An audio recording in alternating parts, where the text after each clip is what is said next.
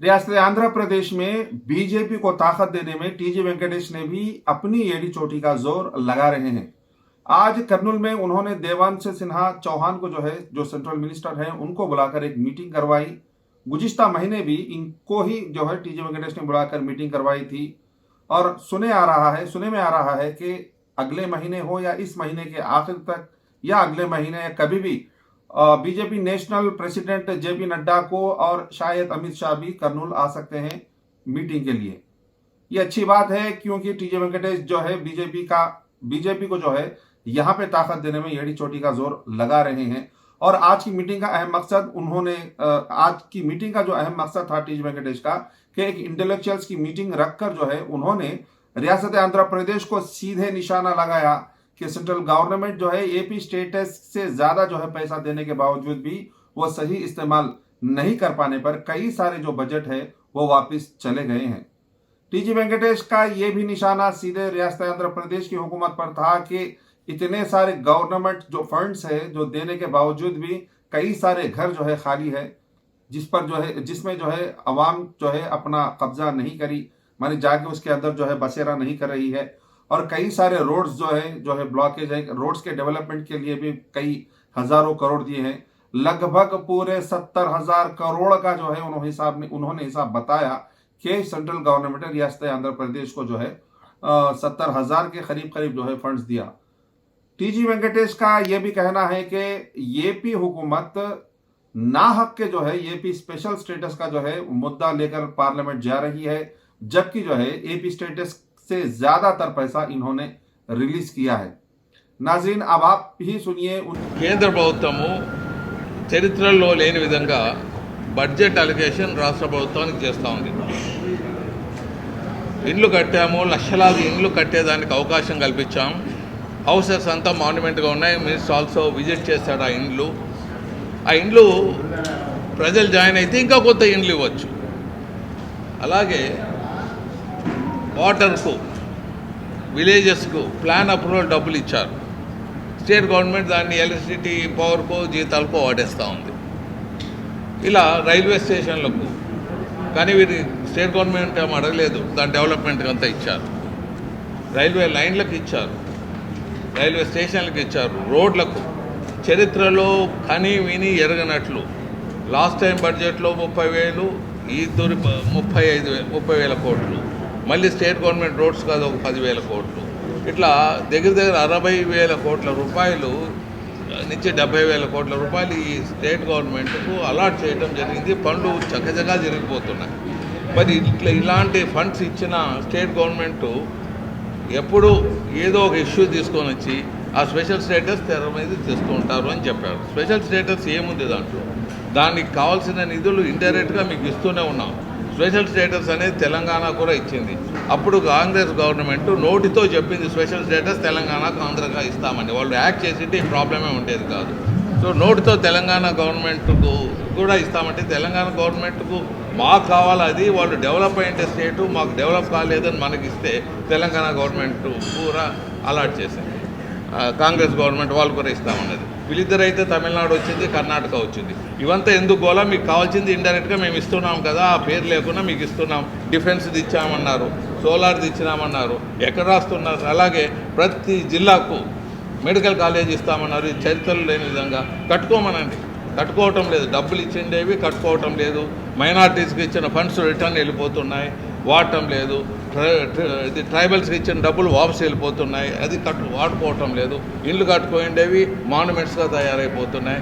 ఇలాంటివన్నీ ఇలా ఏమీ లేకుండా వాడుకోకుండా స్టేట్ గవర్నమెంటు వాళ్ళ విధి వాళ్ళు చేస్తే ఇటువంటి ప్రాబ్లమ్స్ రావు అని ఈ ప్రకారం మేము చేస్తున్నాం. స్పెషల్ స్టేటస్ తెర మీద మీకు కనపడకుండా దాన్ని కావాల్సినవన్నీ చేస్తున్నామని అప్రూవల్కు ముందుకు తీసుకుపోయాం. చెక్ డ్యామ్ పెట్టాలని నేషనల్ హైవే నేను చైర్మన్గా ఉన్నప్పుడు వెన్ ఐ వాస్ ఇది పార్లమెంటరీ స్టాండింగ్ కమిటీ చైర్మన్, నేను have taken up that subject. నేను మన గంగుల ప్రతాప్ రెడ్డి గారు మినిస్టర్ గారు కలిసాం. చాలా ఇష్టపడ్డాడు ఈ ప్రాజెక్టు. ఈ వాంట్ చెక్ డ్యామ్ కమ్ ఇది. నేను అట్లావి సిమిలర్ ప్రాజెక్ట్స్ లో లెవెల్లో నేను మహారాష్ట్రలో దండికి చేశాను. మీ ప్రపోజల్ బాగుంది, నేను మూవ్ చేస్తానన్నారు. సో ఇవంతా ఎట్లుంటుంది అంటే state government should come forward. State government ముందుకు వచ్చి తీసుకుంటే ఇప్పుడైనా కేంద్ర ప్రభుత్వం ముందుకు వస్తుంది. కేంద్ర ప్రభుత్వము స్టేట్ గవర్నమెంట్ రాకుండా, స్టేట్ గవర్నమెంట్ పర్మిషన్ తీసుకోకుండా అప్పర్ స్టేము ఏ చెక్ డ్యామ్ కట్టాలన్నా తుంగభద్ర మీద చెక్ డ్యామ్ నేను ఉన్నప్పుడు మినిస్టర్గా ఉన్నప్పుడు అప్రూవల్ తీసుకున్నాను. 90 crores బడ్జెట్లో పెట్టాము ఇక్కడ చెక్ డ్యామ్. ఆ 90 crores బడ్జెట్లో పెట్టాము, డబ్బు లేదు. आदरणीय मोदी जी के नेतृत्व वाली एनडीए की सरकार ने जो इस साल का बजट पूरे भारतवर्ष के सामने रखा है, उसकी कुछ बातें, कुछ अंश मैं आज आपके साथ शेयर कर रहा हूँ। जैसे कि हम सब जानते हैं कि पिछले 8 साल से करीब 8.5 साल से आदरणीय मोदी जी के नेतृत्व में भारत सरकार, एनडीए की सरकार गवर्न कर रही है। तब पिछले 8-9 सालों में जो बदलाव इस देश ने अनुभव किया है, उस अनुभव के साथ और इस साल का बजट की मैं कुछ बात करने वाला हूँ। जैसे कि हम सब जानते हैं कि जब भी बजट आता है तब बजट के एक दिन पहले इकोनॉमिक सर्वे आता है, और इस इकोनॉमिक सर्वे वो आधार होता है बजट के लिए, क्योंकि इकोनॉमिक सर्वे में वो बात होती है जो फंडामेंटल बात होती है, जो इस देश के लिए आवश्यक होती है।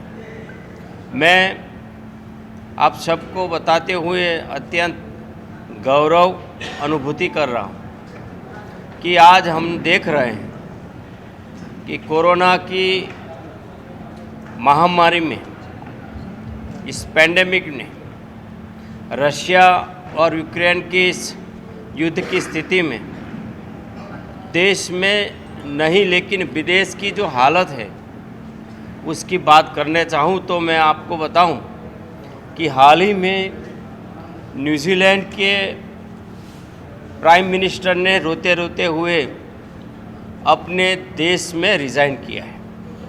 1 साल पहले ब्रिटेन के प्राइम मिनिस्टर ने रिज़ाइन किया है, नया प्राइम मिनिस्टर आया है। ऑस्ट्रेलिया की हालत ख़राब है। न्यूजीलैंड, ऑस्ट्रेलिया, यूके, यहाँ तक कि भारत के सराउंडिंग्स जो देश हैं, श्रीलंका ऑलमोस्ट दिवालिया हो गया है। जिस तरीके से पाकिस्तान की हालत है, हमने देखा है कि पाकिस्तान भी अभी बैंकरप्ट की दिशा में चल रहा है। पाकिस्तान की हालत भी ख़राब है। बांग्लादेश भी उसी दिशा में जा रहा है। अफ़गानिस्तान का तो हालत हम देख रहे हैं। एक तरीके से पूरे विश्व में मंदी का माहौल है, रिसेशन का माहौल है। तब वर्ल्ड की रेप्यूटेड मॉनिटरिंग करने वाली जो प्रतिष्ठा जिसके साथ है, वैसी प्रतिष्ठित एजेंसियों ने ये बताया है, IMF जैसी एजेंसियों ने बताया है, वर्ल्ड बैंक जैसी एजेंसियों ने बताया है कि ये स्थिति में प्रेजेंट सिनेरियो में भारत एक ब्राइट स्पॉट है। भारत आने वाले समय में इकोनॉमी में ग्रो करेगा। इसका कारण ये है कि जो 8-8.5 साल में जो सरकार आदरणीय मोदी जी के नेतृत्व में चली, उस सरकार ने जो डिसीज़न अपने देश के लिए किए, इसके कारण ही आज पूरे विश्व में भारत की प्रतिष्ठा बढ़ी है और लोगों को ये लगता है कि इकोनॉमी भारत की इससे भी आगे जाने वाली है। इसका अगर कोई मेन रीज़न है तो मैं 4-5 बातें आपके साथ शेयर करूँ। सबसे पहले तो हमारी सरकार सबका साथ सबका विकास के सूत्र के साथ चल रही है। हम एक इंक्लूसिव ग्रोथ की बात करते हैं। हम किसी एक वर्ग की या एक क्लास की बात नहीं कर रहे हैं। हम पूरे भारतवर्ष में गरीब की उत्थान के लिए काम करेंगे, हम किसान के लिए काम करेंगे, हम मजदूर के लिए काम करेंगे। हम किसान, गरीब, मजदूर के साथ साथ इस देश में वर्ल्ड क्लास इंफ्रास्ट्रक्चर हो, इसकी भी बात करेंगे। हम सोशल इंफ्रास्ट्रक्चर भी वर्ल्ड क्लास हो, उसके लिए हमने काम किया है। और सबसे बड़ी बात है ट्रांसपेरेंट गवर्नमेंट, और ये ट्रांसपेरेंट गवर्नमेंट टेक्नोलॉजी के माध्यम से कैसे काम करती है उसका उदाहरण भी हमने दिया है। हमने डिजिटल इंडिया का मॉडल तैयार किया है, हमने आधार, हमने जैम, और इसके साथ साथ भी हमने इस देश में जनधन अकाउंट करीब आज के डेट में 48 करोड़ के जनधन अकाउंट, जिसके पास विदाउट सिंगल कॉइन हमने अकाउंट ओपन किया है।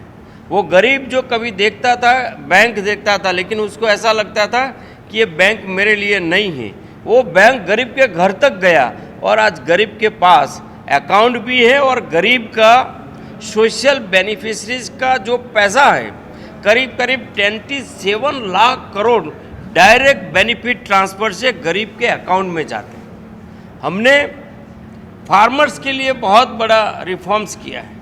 ये हमने प्राइवेट और फार्मर्स को भी जोड़ा है और फार्मर्स को मार्केटिंग के साथ उसको कैसे जोड़ा जाए टेक्नोलॉजी के माध्यम से, वो भी हमने किया है। गरीब किसान की जो उपज है उसका 1.5 गुना उसको MSP मिले, वो हमने सुनिश्चित किया है। हमने गरीब किसान को हर महीने किसान सम्मान निधि देने का, पूरे भारतवर्ष में 11.5 करोड़ किसान को ये किसान सम्मान निधि का पैसा जाता है।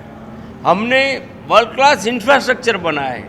आज हाईवेज, एक्सप्रेस हाईवेज ये जो बने हैं वो 2000 पहले की तुलना में बहुत अति गति से बन रहा है। पोर्ट की दिशा में बात करते हैं, वाटरवेज की बात कर रहे हैं, हम भारत में बनी हुई वंदे भारत ट्रेन की बात कर रहे हैं। भारत में जो इंफ्रास्ट्रक्चर हुआ है, चाहे वो एक्सप्रेसवे का है, वाटरवे का है, पोर्टवे का है, रेलवे का है और एयरपोर्ट का है, ये सारे इंफ्रास्ट्रक्चर में